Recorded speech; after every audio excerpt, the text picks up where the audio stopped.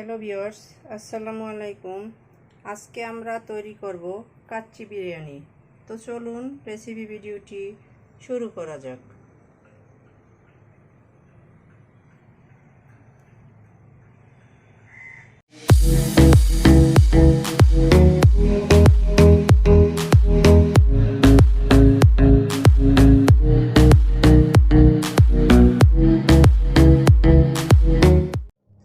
এটা তৈরি করার জন্য শুরুতেই কিচেনে এসে চুলায় একটা প্যান বসিয়ে এতে আমি পর্যাপ্ত পরিমাণের তেল দিয়ে দিচ্ছি।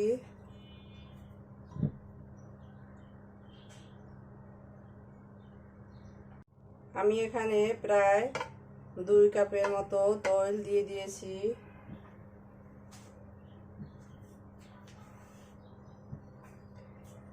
এখন আমি এর ভিতরে দিয়ে দিব পেঁয়াজ কুচি। আমি বড় এক বাটি পেঁয়াজ কুচি করে নিয়েছি, এগুলো দিয়ে দিচ্ছি।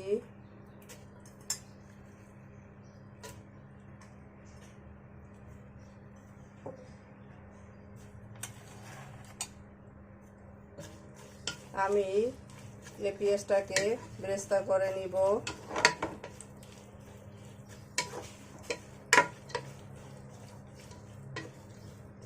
তো ফিরে আসছি এটা বেরেস্তা হওয়ার পরে। নেড়ে নেওয়ার এক পর্যায়ে দেখতেই পাচ্ছেন আমাদের পেঁয়াজ বেরেস্তা রেডি। এটাকে এভাবে হালকা মাঝে মাঝে সাদা এই অবস্থায় তুলে নিতে হবে, নইলে এটা কালো হয়ে যাবে। এটা তুলে নেওয়ার পর আরও কিছুটা কালার আসবে। তো এভাবে তুললেই এটার কালারটা পারফেক্ট হবে। তো আমি এখন এটাকে তুলে নিচ্ছি। পেঁয়াজ বেরেস্তাগুলোকে তুলে নিয়েছি, দেখতেই পাচ্ছেন এটা কালারটা কতটা পারফেক্ট হয়েছে। এখন এখানে আমি কিছু বাদাম ধুয়ে ভিজিয়ে রেখেছিলাম, এগুলোকে ব্লেন্ডারে পেস্ট করে নিব। মিহি পেস্ট করব না, কিছুটা আস্তে আস্তে থাকবে, গুঁড়ো গুঁড়ো। তো ফিরে আসছি এটাকে ভেঙে নেওয়ার পরে। ফিরে এলাম বাদামগুলোকে ভেঙে নেওয়ার পরে, দেখতেই পাচ্ছেন এটা একেবারে মিহি পেস্ট করে নেইনি। এখানে আমি নিয়ে নিয়েছি মেজারমেন্ট কাপের 1 কাপ লিকুইড দুধ। এর ভিতরে কিছুটা জাফরান দিয়ে দিচ্ছি। জাফরানটাকে আমি দুধের সাথে ভিজিয়ে দিচ্ছি, এটা আমি পরবর্তীতে অ্যাড করব। এখানে আমি কিছু আলু কেটে ধুয়ে পরিষ্কার করে নিয়ে নিয়েছি। এর ভিতরে দিয়ে দিচ্ছি স্বাদ মতো লবণ,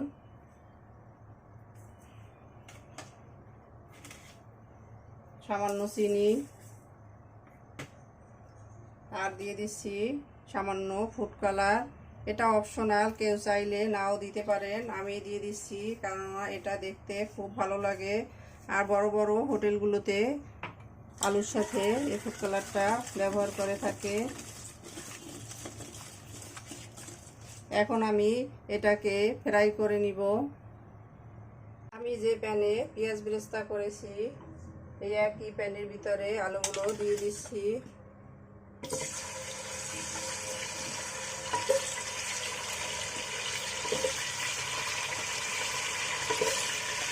আলুগুলোকে আমি লাল লাল করে ফ্রাই করে নিব।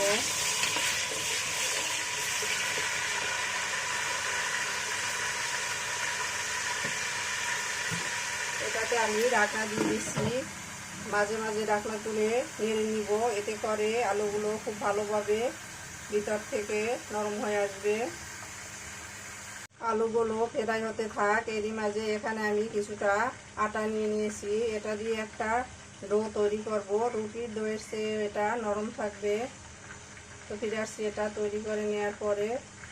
আমি আটাটাকে শুধুমাত্র পানি দিয়েই গুলে নিয়ে নিয়েছি, দেখতে পাচ্ছেন এটা নর্মাল রুটির ডোয়ের চেয়ে অনেকটা নরম। এটা দিয়ে আমি পাতিলটাকে সিল করব, এজন্য এটা তৈরি করে নিয়েছি।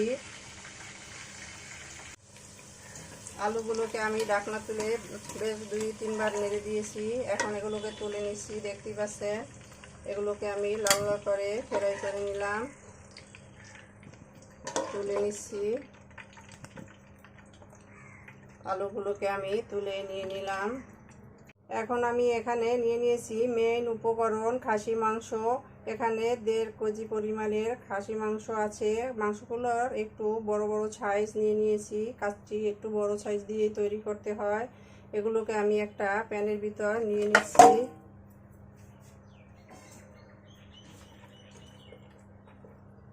মাংসগুলোকে কেউ চাইলে এসে একটু বড় সাইজও নিতে পারেন। আমার মাংসগুলো দোকান থেকে রেগুলার সাইজের চেয়ে একটু বড় করে কেটে দিয়েছে। আমি এর ভিতরে দিয়ে দিচ্ছি আদা রসুনের পেস্ট 3 টেবিল চামচ,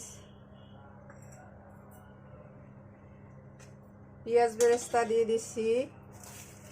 এখানে প্রায় 2 মেজারমেন্ট কাপের 2 কাপের কিছুটা বেশি পেঁয়াজ বেরেস্তা আছে। এর থেকে আমি 2 কাপের মতো দিয়ে দিচ্ছি, আর কিছুটা পরে ইউজ করব। যে বাদামটা গুঁড়ো করে রেখেছিলাম এর থেকে প্রায় 2 টেবিল চামচের মতো বাদাম আমি দিয়ে দিলাম। দিয়ে দিচ্ছি মরিচের গুঁড়া।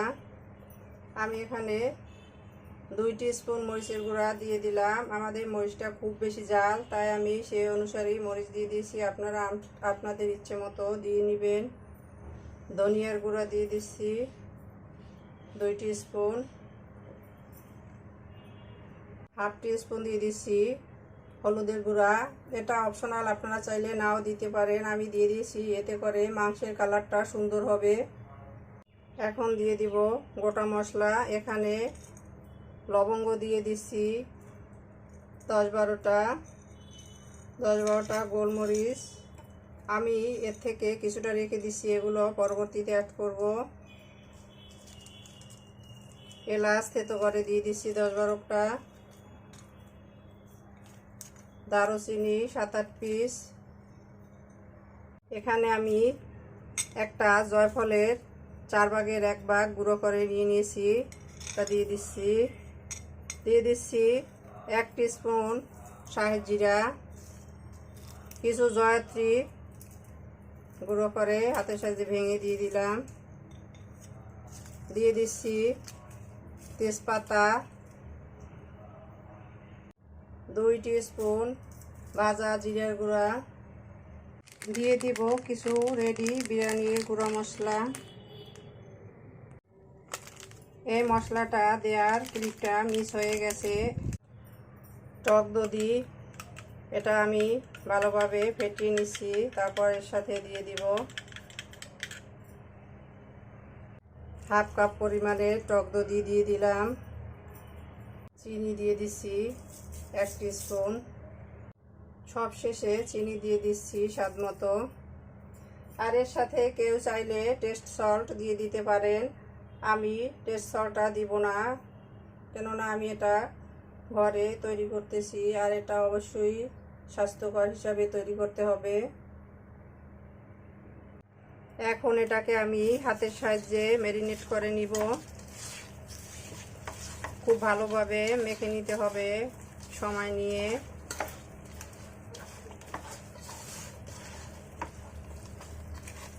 মাংসটাকে আমি খুব ভালোভাবে ম্যারিনেট করে নিয়ে নিয়েছি। এখন এর ভিতরে দিয়ে দিচ্ছি তৈল। আমি যে পেঁয়াজ বেরেস্তা করেছিলাম তার থেকে আমি এখানে 1 কাপ তৈল নিয়ে নিয়েছি, অল্প রেখে দিয়েছি, যেটা পরে অ্যাড করব। আর আমার প্যানেও কিছুটা তৈল ছিল, আমি এই প্যানেই পেঁয়াজ বেরেস্তা করেছিলাম, তাই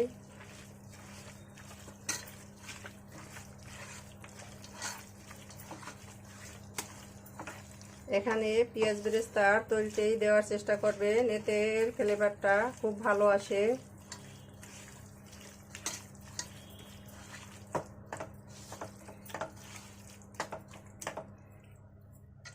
এখন আমি এটাতে ঢাকনা দিয়ে 1 ঘন্টার জন্য রেস্টে রেখে দিব। তো ঢাকনা দিয়ে দিচ্ছি, ফিরে আসছি 1 ঘন্টা পরে। মাংসটা ম্যারিনেটে প্রায় 30 মিনিট হয়ে গেছে। এখন আমি এদিকে চুলায় একটা প্যান বসিয়ে এতে দিয়ে দিয়েছি প্রয়োজন মতো পানি। এখানে আমি মেজারমেন্ট কাপের 3 কাপ চালের জন্য 9 কাপ পরিমাণে পানি দিয়েছি। আপনারা এর চেয়ে বেশি দেওয়ার চেষ্টা করবেন যদি আপনাদের হাঁড়ি বড় থাকে। আর সমান সমান দিবেন না, তাহলে রাইসটা ভালো হবে না, জর্জর হবে না। বেশি হলে সমস্যা নেই, যাতে করে পানি কম না হয় সেই চেষ্টা করবেন। এখন আমি এর ভিতরে দিয়ে দিচ্ছি গোটা মশলা, দিলাম এলাচ, লবঙ্গ, গোলমরিচ, দারুচিনি, তেজপাতা, শাহজিরা,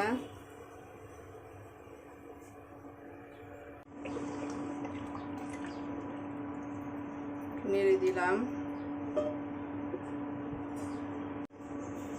দিয়ে দিচ্ছি স্বাদ মতো লবণ।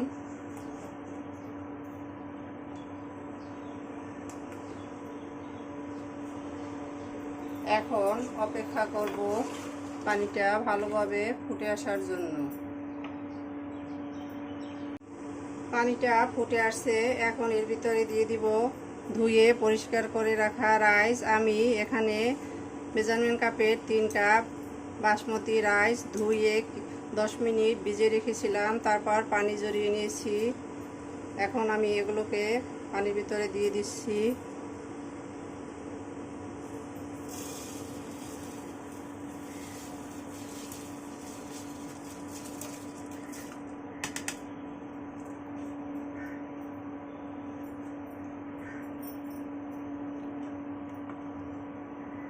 একটু নেড়ে দিচ্ছি, নইলে নিচে জমাট বেঁধে থাকবে।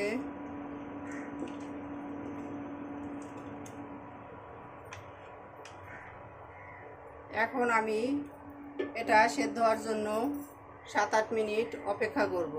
তো ফিরে আসছি 7-8 মিনিট পরে। ফিরে এলাম 8 মিনিট পরে। তো আমাদের রাইসটা মোটামুটি রেডি, দেখতেই পাচ্ছেন। ভিতরটা একটু হালকা সাদা সাদা আছে। এই অবস্থায় এটাকে এখন পানি ঝরিয়ে তুলে নিব। চুলাটা বন্ধ করে দিচ্ছি। এখন আমি একটা ছিদ্রযুক্ত স্টেনার নিয়েছি, এর ভিতরে এটাকে ঢেলে দিব। তো ফিরে আসছি এটা ঢেলে নেওয়ার পরে। এটাকে আমি ঢেলে নিয়েছি। এখন আমি ম্যারিনেট করা মাংস থেকে ঢাকনাটা তুলে নিয়েছি, আর এর সাথে বাকি উপকরণগুলো আমি খুব দ্রুত অ্যাড করে নিব। রাইসটা গরম থাকতে থাকতে এর সাথে দিয়ে দিতে হবে। মাংসটাকে আমি আর একটু মেখে নিচ্ছি। এখন আমি এটাকে হাঁড়ির গায়ে সমান করে সেট করে দিচ্ছি।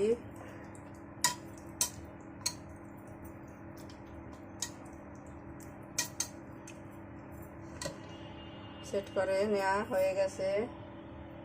এখন এর ভিতরে দিয়ে দিব সেই আলুগুলো, ফ্রাই করা আলুগুলো।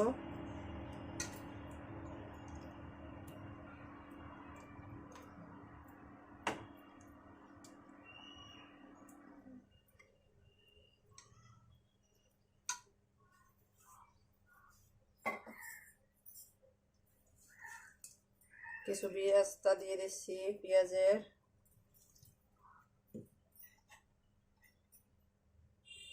বাদাম,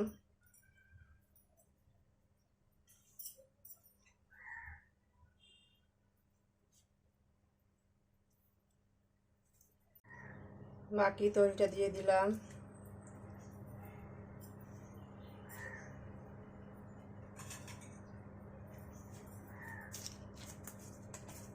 বাকি মশলাটাও দিয়ে দিচ্ছি, তেজপাতা, শাহজিরা, দারুচিনি, এলাচ, লবঙ্গ,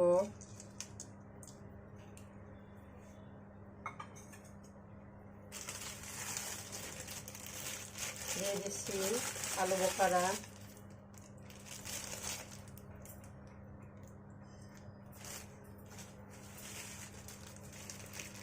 কিশমিশ,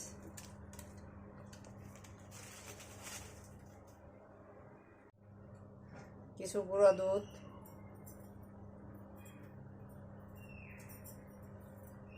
আমি 2 টেবিল চামচের মতো গুঁড়া দুধ দিয়ে দিলাম। এখন আমি এর উপর দিয়ে দিচ্ছি রাইসটা গরম গরম অবস্থায় দিয়ে দিতে হবে, ঠান্ডা করা যাবে না।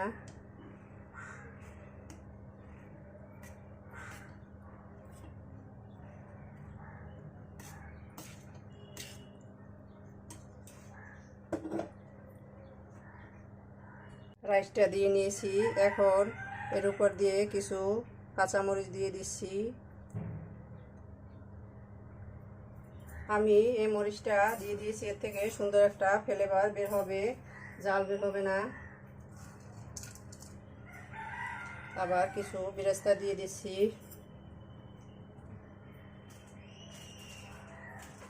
কিশমিশ, ঘি দিয়ে দিচ্ছি।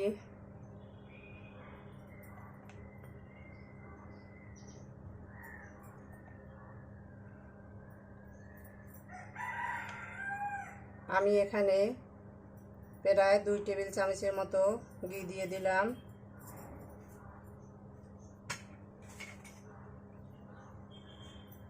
গোলাপ জল দিয়ে দিচ্ছি 2 টেবিল চামচ, কেওড়া জল দিয়ে দিচ্ছি 2 টেবিল চামচ,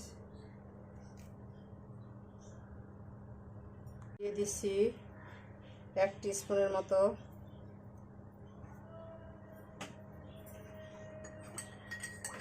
সব শেষের উপর দিয়ে দিচ্ছি দুধে ভিজিয়ে রাখা সেফরন।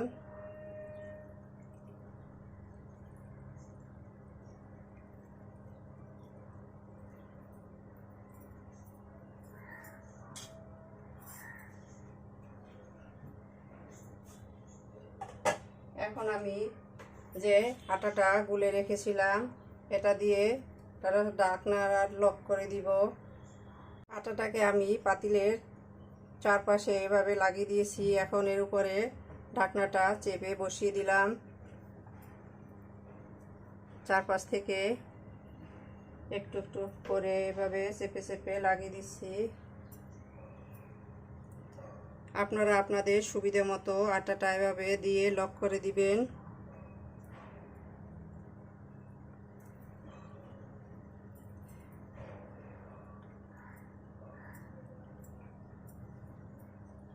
এতে করে এর ভিতর থেকে বাষ্পটা বের হতে পারবে না, আর এর পুরো ফ্লেভারটা এর ভিতরে থেকে যাবে।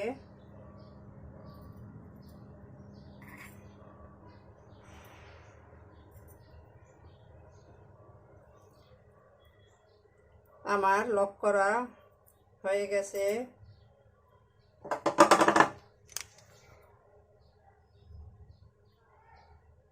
এখন আমি চুলাটাকে জ্বালিয়ে দিব। আমি চুলাটা জ্বালিয়ে দিয়েছি, দেখতেই পাচ্ছেন আমি এটাকে কিভাবে লক করে নিয়েছি। তো এখন হাই হিটে আমি এটাকে 5 মিনিট জাল করে নেব। তো ফিরে আসছি 5 মিনিট পরে। ফিরে এলাম 5 মিনিট পরে, দেখতেই পাচ্ছেন ঢাকনা থেকে ঘাম দিয়ে পানি বেরোচ্ছে, মানে পানি গড়িয়ে গড়িয়ে পড়ছে। এমতো অবস্থায় ঢাকনায় ছিদ্র থাকলে সেটা লক করে দিতে হবে। আমি এটাকে লক করে দিচ্ছি। এখন আমি বিরিয়ানি প্যানটাকে নামিয়ে একটা রুটি প্যান বসিয়ে দিয়েছি, এর উপরে বিরিয়ানি প্যানটা দিয়ে দিচ্ছি। আর চুলার আঁচটাকে মিডিয়াম টু লো করে দিচ্ছি। চুলাটাকে আমি মিডিয়াম টু লো করে দিয়ে দিয়েছি। এখন এই অবস্থায় আমি অপেক্ষা করব 1 ঘন্টা। তো ফিরে আসছি 1 ঘন্টা পরে। ফিরে এলাম 1 ঘন্টা পরে।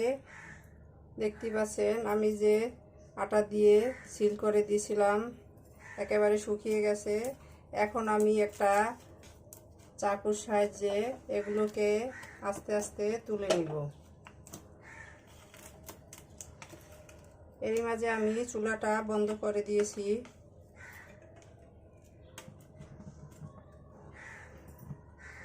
করে দেয়া আটাকে আমি এভাবে কেটে তুলে নিয়েছি। এখন আমি ঢাকনাটাকে তুলে নিব।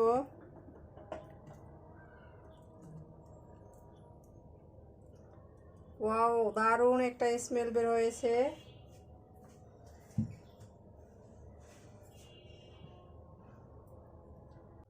এখন আমি একটা চামিচের সাহায্যে এক সাইড দিয়ে তুলে দেখে নিচ্ছি।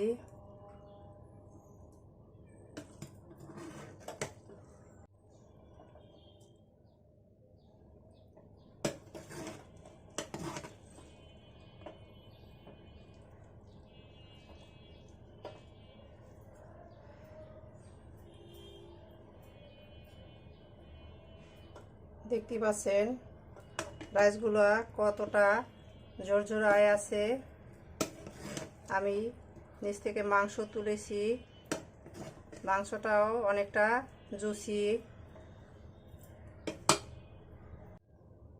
আমি এক টুকরো মাংস কেটে দেখিয়ে দিছি এটা কতটা সফট হয়েছে, দেখতেই পাচ্ছেন।